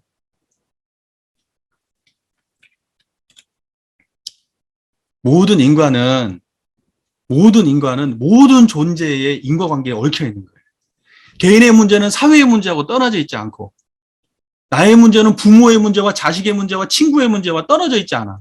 나의 성격의 문제, 나의 물리적인 문제, 이거 전부 다 관계의 문제하고 떨어져 있지 않아. 우리가 배운 게 연기 문제, 연기 아니야? 인과 안 배웠어요? 어떻게 내가 나 혼자 존재할 수 있어? 그러면 나의 감정이 어떻게 나 혼자의 감정일 수 있고, 나의 생각이 어떻게 나 혼자의 생각일 수 있어? 그게 인과적으로 맞아? 세상 천지 정말 진짜 이런 교리에서 보고 있으면 막 가슴이 터져버릴 것 같아. 모든 것은 나의 문제는 내 안에도 문제가 있지만 이 모든 나를 둘러싸고 있는 인연 관계 속에서 발생하는 거예요. 그것을 통찰했을 때 인과적 깊이가 있는 거고 내가 나의 문제를 그렇게 바라볼 때 타인도 그렇게 바라볼 수 있는 거야. 그러면 우리는 내가 나의 문제를 나한테서 모든 문제를 나한테서 찾으면 타인한테도 그렇게 말할 거 아니야. 그거 네 문제라고. 네가 똑바로 못해서 그런 거라고. 타인한테 그렇게 말할 수 있어요? 나는 말 못하겠는데?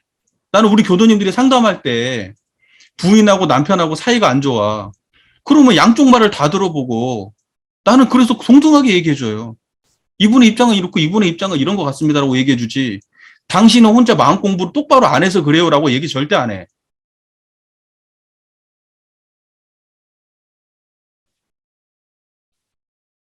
화낼 일 있으면 화내셔야 됩니다라고 얘기해요, 저는. 이럴 때는 화를 내셔야죠. 화를 왜 못 낼까? 편착돼서 그래. 화내면 안 된다는 생각에. 그게 성품을 모르는 사람들이 하는 짓이에요. 성품을 알면 걸림이 없어야지, 인과보응의 세계에서. 화 내야 될 자리엔 화를 내야 되고, 거부할 수 있는 자리엔 거부해야 되고, 욕심 내야 될 자리에서는 욕심도 내야 되는 거예요. 그러니까 대종사님이 제자들한테 화낸 거예요. 화낼 자리에서 화낸 거라고. 근데 화낼 자리에서 화를 못 내는 사람은 어떤 사람인 줄 아세요? 자기 포장하고 자기가 사람들한테 원만한 사람으로 드러나고 자기가 도덕군자로 보여지기를 바라는 사람은 타인한테 화 절대 못 내요. 자, 기울어진 사람 아니에요?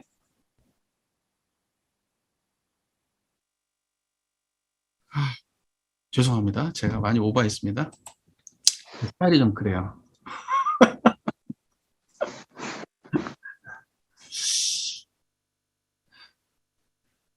예, 예. 하여튼 이제 그런 차원에서 우리의 그 공부의 문제를 조금 그 근원적인 입장에서 전체적으로 다시 생각해 봐야 돼. 이론상의 입장에서. 그래서 우리가 지금 생각하고 있고 옳다고 생각하는 그것이 사실은 편벽된 관점일 수 있다라는 걸 우리가 좀 자각할 필요가 있다는 의미에서 얘기를 해야 되는데 제가 많이 흥분했습니다. 이해해 주시고요. 자, 또, 이 정도면 정리가 잘 됐나요? 예, 어쩌다가 여기까지 흘러간지를 모르겠네. 막 얘기하다 보니까 쭉쭉쭉 흘러가 버렸네. 예, 죄송합니다. 경성교무?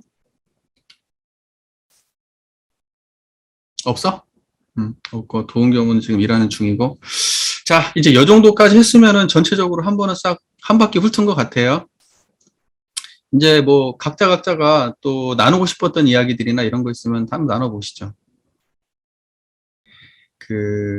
약간은 고락을 갖다가 인과봉의 차원에서만 해석하는 우리의 이제 기본적인 입장이 많이 있는데, 사실은 고락에 대한 본문에 이 부분이 있어요. 뭐냐면, 고락의 첫 번째 낙을 버리고 고로 들어가는 원인 첫 번째 그랬어. 고락의 근원을 알지 못하며 이렇게 돼 있잖아요. 그러니까 이걸 우리가 보통 이걸 해석할 때 고락의 근원을 알지 못하며 이걸 해석할 때 어떻게 해서 고가 되는지, 어떻게 해서 낙이 되는지, 이제 앞에서부터 쭉 받아가지고, 앞에 있는 문장을 받아서, 이게, 이게 어떻게 해서 고가 왔는지 그 인과적 내용, 어떻게 하면 낙이 오는지 인과적 내용을 몰라서 그런다. 요렇게 보통 해석을 해요. 일반적으로 많이. 하지만, 고락의 근원은 우주만유의 본원인 자리예요. 그러니까 이걸 몰라서 그래. 그러니까 뭐냐면, 고락으로부터 근본적으로 넘어서 있고, 고락의 바탕이면서 고락에 끌리지 않는 자리를 몰라서 그래. 그러니까 뭐냐면 이 첫 번째 문장을 해석할 때 이론상의 입장으로 해석을 안 하고 인과봉의 차원에서만 이걸 해석을 해버리는 거야. 고락의 근원을 알지 못하며 이 말을. 참 무슨 말인지 그 말이 이해가 되시죠? 그러니까는 항상 내가 왜 이걸 우리는 이렇게만 해석을 하나? 이렇게만 해석해서 될 일이 아니지. 고락이 일어나는 바탕. 그 바탕은 고락에 끌리지 않거든. 그래서 그 고락의 바탕을 알면은 고가 언제든지 낙이 되고 낙이 언제든지 고가 될 수 있다는 가능성이 있고 심지어는 더 들어가면 고락으로부터 완전히 넘어설 수도 있는데 우리는 고락의 근원을 모르고 고에 있으면 고에 파묻히고 낙에 있으면 낙에 파묻혀 사는 거예요. 첫 번째 문장은 우리가 이론상의 입장으로 해석을 해야지 그게 맞아. 내가 볼 때. 우리가 성품을 이해할 때 인과본과 불생불멸이라는 걸 항상 이해하고 인과를 이야기할 때는 그 인과는 항상 불생불멸을 떠나지 않는다는 거. 그리고 불생불멸을 이야기할 때도 인과를 떠나지 않는다는 거. 그러니까 이 양면의 관점을 놓치지 않아야 그게 원만한 우리의 이제 입장인 거죠. 그러니까 항상 기울으면 안 돼. 고락 그러면 고락은 인과보응의 세계잖아. 고락으로 변화되는 인과보응의 세계잖아. 그러면 이것은 근원이 뭐냐? 불생불멸의 자리지. 고락이 일어나기 이전의 자리. 근데 우리가 실제로 고락 나오기 이전의 자리는 고락이 있는 중에도 있지. 설명하자니 고락 이전이지. 시간차가 있는 말이 아니야. 우리가 고락이 있는 이 중간에 있어. 이전 자리는. 그러니까 이전 자리는 시간적으로 그 이전에 이전에 있어서 그거 이전이라고 얘기하는 게 아니에요. 그냥 같이 있는 거죠. 그렇지. 고락의 이전의 상태는 고락이 있는 중간에 있어. 그래서 우리가 보통 1년 미생전이라고 이야기하지만 그 1년 미생전은 1년이 나오는 그 중간에도 1년 미생전은 떠나지 않아. 그렇게 이해를 해야 돼요. 그래야 그것이 바른 견해예요. 그러니까는 번뇌가 일어나기 전에 깨달음이 있었다. 또는 깨달음 이후에는 번뇌가 있다. 깨달음이 없어지면 번뇌가 있다. 이런 개념이 아니야. 선우 개념이. 번뇌가 곧 보리다. 번뇌와 보리가 곧이라고 할 때는 이것의 본질이 똑같은 걸 놓고 번뇌다, 보리다 이렇게 말하는 게 아니라 번뇌와 보리가 즉 가까이 붙어 있다 이런 뜻이에요. 떨어져 있지 않다. 이렇게 해석해야 돼. 즉을 해석을 여러 방면으로 하는데 즉을 갖다가 떨어져 있지 않음.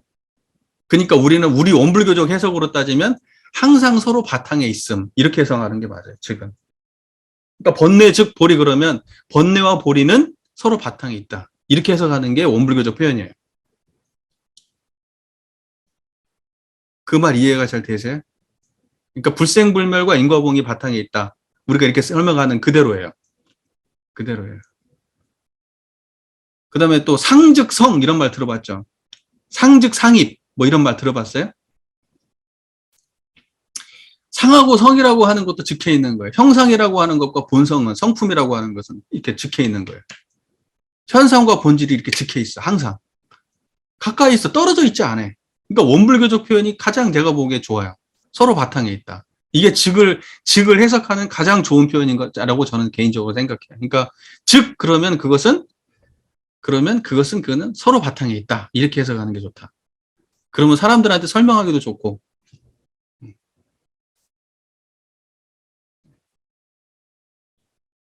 그러니까 고락으로 벗어난 자리가 고락과 적혀 있어요.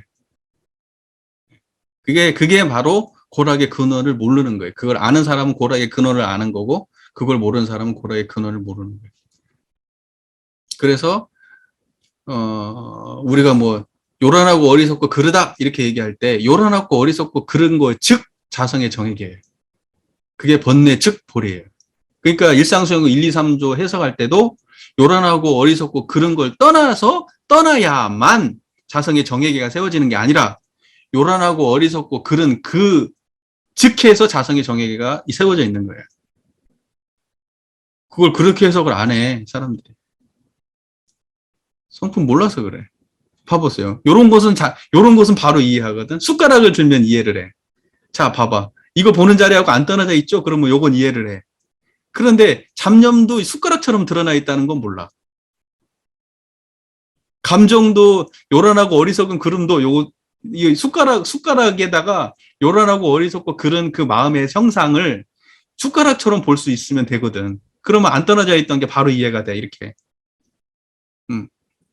그러니까 없게 한다는 건 뭐냐면, 요렇게 드러나면 요거 없는 거예요.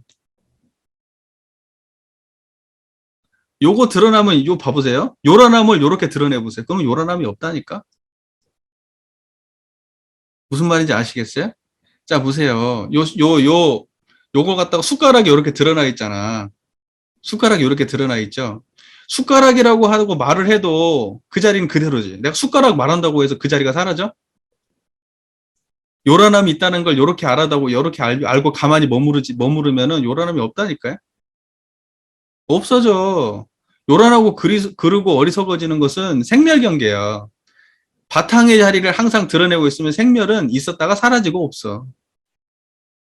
요 숟가락에서 요렇게 내리는 순간 숟가락 없어졌잖아. 요란함 어리석은 그름도 요렇게 내리면 없다니까? 그리고 요렇게 그 자리에서 이렇게 있었다가 요렇게 사라지고, 그 자리에서 이렇게 일어났다가 그 자리에서 사라져. 요란함 어리석은 그름이 그 자리에서 일어났다가 그 자리에서 사라져. 그러니까 없게 하라는 것으로서는 요렇게 일어나면 요렇게 없게 하라고. 이게 단순한 말이야, 아주. 그래서 내가 그렇게 얘기하는 거예요. 요란함 어리석음 그름 그대로 자성의 정액이라고. 그러면 우리는 양면을 다 드러내는 공부를 하는 거고, 마치 요란함이 있을 때에는 자성의 정이 없고, 요란함이 없어져야 자성의 정이 있다. 그러면 그때는 자성의 정이 아니야. 그것은 그냥 편안한 마음이지. 편안한 마음이지 그게 왜 자성의 정이야? 있어졌다 사라지면 그건 자성이 아니지. 불생불멸 아니지. 있었다 사라졌다 하면 불생불멸이 아니에요. 불생불멸은 말 그대로 생함도 없고 멸함도 없고 변함이 없어야 상주불멸로 여여자연에서 무량서계를 전개한 유상의 자리를 불생불멸이라고 말하잖아. 그러니까 그건 안 변해야 되거든. 근데 요란할 때도 변해버려. 요란함으로 물들었어. 그러다가 그 다음에 요란함이 사라지고 나니까 편안함이 찾아왔어. 그게 자성의 정의래. 편안한 거지 그게 왜 자성의 정의야. 편안한 마음이지. 편안한 마음은 생멸심이지 그게 왜 자성의 정의야? 그러니까는 뭐냐면 이 경계로에서 저 경계로 바뀐 거잖아. 역경이었다가 순경으로 바뀐 거잖아. 근데 순경을 자성의 정의계라고 이해를 하고 있는 거예요. 순경이요. 자성의 정의계 아니고. 그러니까 우리는 공부를 하는데 순경과 역경 중에서 역경 중심 공부를 한다니까? 순경은 놔버리고. 아니, 그래서 순경이 사라져서 편안함이 찾아오면 그건 경계가 아닌 줄 알아. 내가 추구해야 될 건 줄 알아. 그러니까 대종사님께서 정산종의 대종사님이 순역의 경계를 다 순역의 모든 경계에서 공부하라고 말씀하시는데 우리는 순경은 경계로 생각을 안 해. 그래서 순경 때 공부 못하는 사람은 일단 공부께 못 잡은 사람, 성품의 자리를 아는 사람은 순경이 공부가 어떻게 하는지 확실히 알아. 성품 자리를 알면 순경이 경계인 줄을 알거든. 성품 자리를 모르면 순경이 경계인 줄을 몰라. 순경은 좋은 상태인 줄 알아. 그러니까, 그러니까 어설픈 공부를 하는 거야. 우리가 보통 욕망 추구하잖아요. 일상의 삶 속에서. 행복한 걸 추구하잖아, 많은 사람들이. 복 받고 싶고, 행복하고 싶고, 편안하고 싶고, 다 그렇잖아. 근데 이제 그렇지 않은 상황이 닥치면 이걸 벗어나려고 발버둥 치다가 벗어나면 다시 또 그쪽 행복으로 들어가잖아. 여기에 공부 없어. 욕망만 있지. 욕망만. 특정한 욕망, 행복을 추구하는 욕망만 있지. 공부는 없는 거야. 근데 우리 마음 공부도 다 그렇게 해. 경계가 닥치면 경제를 막 경계 속에서 어떻게 하지? 뭐 사람들하고 회화도 하고 뭐고 하다가 경계를 해결을 했어. 시간 지나면 다 해결돼. 마음의 감정의 문제는. 어느 정도 지나가서 마음이 편안함이 찾아왔어. 그럼 공부 안 해, 그때부터. 경계가 없으니까. 경계가 없거든. 우리가 의료목을 공부하고 과거 불제 화두를 공부하는 것은 그 모든 12이해가 끊어진 자리를 확인하려고 하는 거예요. 그렇기 때문에 12이해로부터 일단은 벗어나 그 자리를 딱 관조하면 풀었다는 것은 내가 머릿속으로 무언가를 정리하고 이해했다는 말이 아니라 내 마음의 그 모든 것으로부터 자유로운 불생불멸의 자리, 모든 현상으로부터 이미 벗어난 자리를 내가 직관하고 안다는 걸 의미해요. 그렇기 때문에 그것은 생각의 차원이 아니고 그죠? 예. 차원의 문제이기 때문에 삶으로 바로 이어지지. 왜냐면 내가 힘들고 괴로운데 의두유목을 딱 풀었더니 힘들고 괴로움이 본래 공한 자리를 알았어. 머물렀더니 12회로부터 벗어났어. 생로병사 때문에 힘들었는데 그걸로부터 자유로운 자리를 발견했어. 그래서 그 자리에 머물렀더니 생로병사로부터 해탈을 얻었어. 이것은 관념의 공부가 아니고 원불교는 철저하게 머릿속에 지식의 양을 채우는 공부가 아니라 마음속에 체험을 발견하게 하기 위한 연구 공부예요. 이제 대소유물을 보아서 인간의 12회를 건설한다 할 때는 대라함은 우주머니의 본체를 이름이고 소라함은 만상 형색서 구별되어 있음을 이름이고 유무라함은 천재 추나투통 사지순환과 풍문으로 상설과 만물의 생로병사와 흥방성쇠의 변태를 이름으로 이렇게 정의가 되어 있는데 자 그러면 우주만유의 본체를 알았을 때 모든 우주만유가 이 자리에 바탕되어 있구나. 그러니까 12이해라고 하는 것은 우주만유 현상이죠. 우주만유 현상이라고 하는 것이 이 자리에 근원돼서 드러났을 때 12이해에 끌리지 않고 12이해를 드러내겠죠. 그 다음에 12이해에 끌리지 않고 12이해를 있는 그대로 드러내기 때문에 만상이 형형색색으로 드러나죠. 한쪽만 보지 않고 다 볼 수가 있겠죠. 나에게 편착된 부분이 아니라 모두를 다 두루 볼 수 있는 안목이 생기겠죠. 12이해를. 그러니 특별한 12이해 어느 한쪽에 집착하지 않겠죠. 그리고 유무자리를 본다는 건 뭐냐면 그렇기 때문에 그 12이해를 갖다가 편착 없이 보기 때문에 그 드러난 모든 것들의 변화상까지도 원만하게 연구해 볼 수가 있잖아요. 근데 우리는 어떤 식으로 하냐면 그 성품자리에 근원하지 않고 12회 속에 파묻히기 때문에 12이해로부터 일단 첫 번째 자유롭지 못하고 한쪽만 보고 유무 변화를 끝까지 보지 못해요. 그러니까 우리가 진리를 연구해서 12에 구현한다는 것은 그리고 그것도 하루아침에 되는 문제는 아니지. 수준도 천차만별이고 자기가 어느 정도의 연마했냐에 따라서 그러니까 대소유물을 보아서 인간의 12회를 건설하지 않고 그냥 대소유물을 모르는 상태에서 12이해 속에 살면 그것은 아무리 잘해도 12이해 속에 파묻혀 있는 일이고 오르면 오렴수지.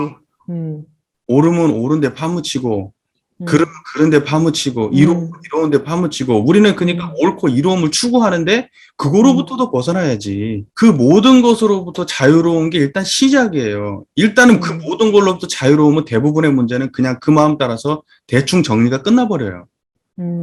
일단 첫 번째 딱 끝나버려. 그 다음에 소유무는 그 다음부터 세세한 거예요. 일단은 우리가 실제로 체험적으로 봐봐. 대부분 끌려서 문제지. 대소유무, 우리가 진짜로 12회를 몰라서 문제인가? 그것이 어떤 결과를 나올지를 몰라서 문제야? 그것이 뻔한데도 내가 그걸 갖다가 놓지 못하고 잡을래야 잡을 수 잡아야 되는데 못 잡고 놔야 되는데 못 놓아서 문제 아니야? 음, 우리의 삶이라는 게 거의 그렇잖아. 실제로 음, 우리 삶을 실제로 놓고 봐봐요. 음, 그래서 성품의 자리를 드러냈다는 거 하나만으로도 거의 인생의 대부분 문제가 해결이 돼. 그지, 예, 꼬맹이들이 무슨 사탕을 줬네 안 줬네 이런 거 갖고 싸운다고 해서 우리가 그 옆에서 들어가 있다고 해서 그거 보면은 마음이 어때? 막 휘둘려? 아니, 그냥, 귀엽잖아. 음, 근데 걔한테는 어때? 너무 중요한 또 다른 문제지. 문제란 말이야. 사탕 하나고 어, 죽고 사는 문제인데 우리가 볼 때는 그냥 귀여운 문제야. 음, 사탕 주면 웃고 뺏으면 울고 그렇게 그냥 아무렇지도 않게 주제할 수 있는 역량의 위치에 쓸 수 있냐고 우리가. 그 정도만 쓰면은 일단 시비의 문제는 넘어간다니까 가볍게. 음, 물론 모든 문제가 그런 건 아니지만 우리가 보통의 사람들의 일상의 문제는 그렇게 가볍게 넘어가요. 음, 그리고 세상의 모든 문제도 사실은 그렇게 단순한 거야. 엄밀하게 따지면. 이 개념 정리를 지금 이 소라고 하는 것은 이게 개념상에서 그런 것이고 우리가 이론상의 진리장에서 놓고 보면 불생불멸과 인과보응은 서로 떠나지 않아 이미. 그래서 그걸 통째로 이론상이라고 말하지. 그지. 그러니까는 우리는 우리야. 항상 이 모든 것을 이론상의 입장에서 대성의 차원에서 큰 성품의 차원에서 작은 성품의 차원은 불생불멸만 얘기하는 거야. 음, 우리가 열반과 해탈 중심의 설명이에요. 그러나 대성의 차원에서 보면 불생불멸과 인과보응은 떨어져 있어 본 적이 원래 없어. 음, 실제 우리의 체험상에서 떨어져 본 적이 없다고. 음, 12회를 말하는 그 순간에 대자리가 안 떠나 있잖아, 이미. 음, 음, 근데 그런 관점에서 봐야지. 그 지금 음, 뭐냐면 개념으로 흘러가고 있는 거야, 자꾸. 음, 개념을 세우지 말라는 건 아닌데, 실제로 음, 12회를 구현할 때는 개념으로 구현할 수 없어요. 음, 실제로 12회를 우리 삶 속에서 구현할 때, 머릿속에서 개념으로 그걸 어떻게 구현해?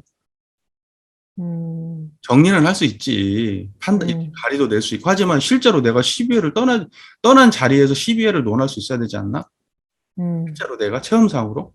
음, 그러니까 대소유무라고 하는 것은 그 원래 변하지 않는 자리가 원래 그 자리를 그대로 놓고 보면 분석해 보면 대소유무야. 음, 이 자리가 청정하고 그냥 원래 우주만유를 드러내는 바탕이면서 이 자리에서 만상이 드러나고 형형색색이 드러나 이 자리에서 모든 변화가 벌어져. 음, 근데 드러나고 변화하는 그 대상이 12이해에 하나가 들어와 있는 거예요. 음, 우주 만유 현상도 다 그렇게 드러나잖아. 12이해라고 하는 현상만 드러나나? 감정도 그렇게 드러나고, 우리의 판단도, 기억도, 우리의 육군 동작으로 만져지는 모든 세계들도 다 그렇게 드러나지. 우리가 삶 속에서 가치 구현의 문제 하나를 톡 뽑아서 얘기할 때 12이해다 이렇게 말하잖아. 음, 그러지? 음, 드러난 모든 존재를 포함하는 말은 아니지. 12이해란 말이. 음, 12회라고 하는 것은 인간의 12회, 인간의 삶 속에서 가치 구현의 문제를 대변할 때 옳고 그렇고 이렇고 해롭다라고 단순 명료하게 정리할 때 12회 이렇게 말하지.